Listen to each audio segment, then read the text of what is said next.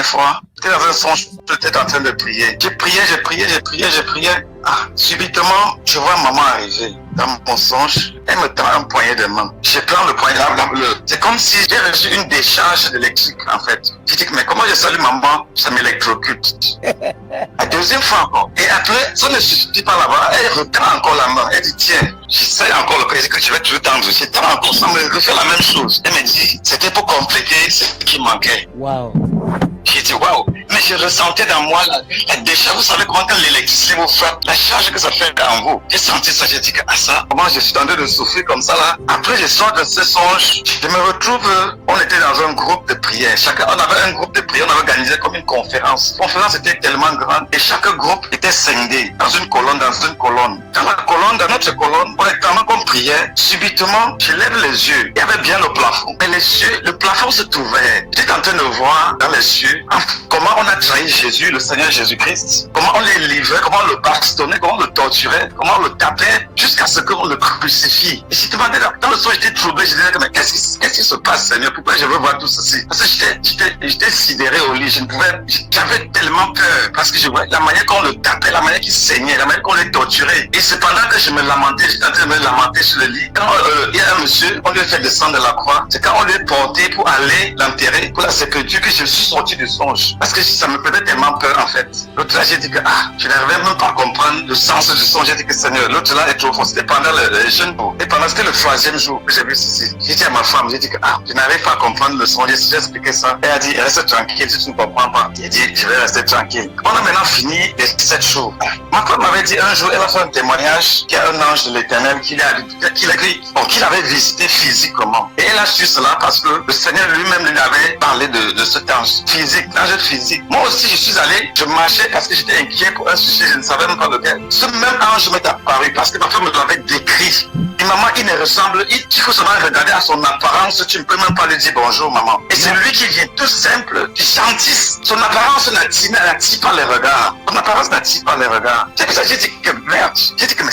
Donc, dès que j'ai mis l'œil sur lui, j'ai dit certainement ça c'est l'ange dont ma femme m'avait expliqué. Amen. Il est venu juste me dire, je suis venu, vous dire, vous savez, vous bénir. Et nous sommes venus vous bénir. J'ai dit que mais comment une personne peut venir me saluer et me dire, nous sommes venus vous bénir. J'ai dit, en tout cas, j'ai reçu gentiment. Maman, comme ça ne suffisait pas, un autre jour, j'étais toujours avec mon épouse à la maison. On me dépose des vaches, elle me dit, va me chercher du pain. Je sors en boudin, maman. Je ne savais pas que c'était une autre manière de visitation du Seigneur. Je suis arrivé quelque part avant même la boulangerie. J'ai retrouvé le même ange, lui-même qui m'avait vu. Il me dit, soyez salués. Il dit, soyez salués, papa. Il me dit, soyez salués, papa. J'ai dit que merde, comment il veut me saluer comme ça? Il veut me saluer comme ça, là, ce genre de salutation, là. Même quand je peux évangéliser, les gens ne me saluent pas de la sorte. Même ceux que j'évangélise, quand ils me voient ma route, ils m'esquivent. Même ceux-là qui ont reçu, que j'ai prié pour eux. Mais comment tu peux me saluer comme ça? Quand je me tourne, je revois celui. Tout souriant, gentil, maman.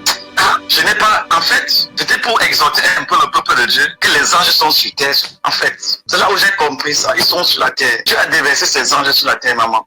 Amen. Et quand il vient, c'est juste pour un message. Il ne bavard pas beaucoup. 1 ou 2 messages. Et quand j'avance, après je me retourne, je ne le vois plus. Il est parti. Et toutes les fois que je l'ai vu, en fait, c'est comme si, après qu'on se sépare là, il disparaît, oui, je ne sais pas quoi. Je ne le revois plus. Il retourne dans son royaume, non.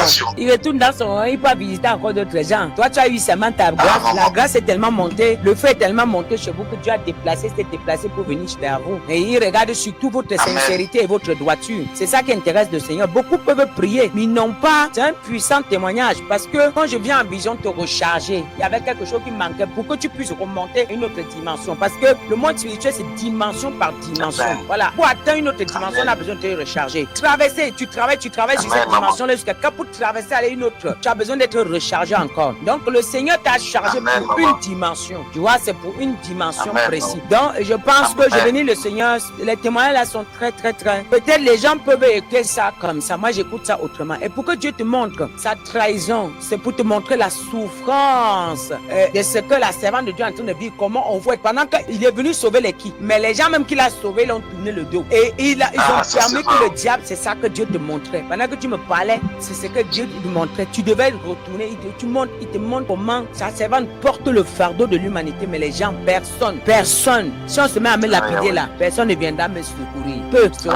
Vous serez très peu à être vrai. Je vous dis la vérité. Depuis le témoignage, il y a combien? Mais imaginez si quelque chose là maintenant, il y a une servante de Dieu en Côte d'Ivoire, elle avait vu comment on a dit que je suis morte. Peu.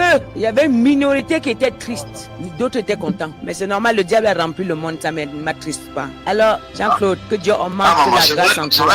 Amen, maman. Oui. Mais maman, je ne voulais pas garder ce témoignage pour moi-même. J'ai dit que non. C'est fort. Il faut que je partage ça avec le peuple de Dieu. C'est très fort. Bénis le nom de l'Éternel. Restez tel que vous êtes. Oui, restez tel que vous êtes. Moi, je suis très... Embrasse ma fille et que le Seigneur vous protège. Amen, maman.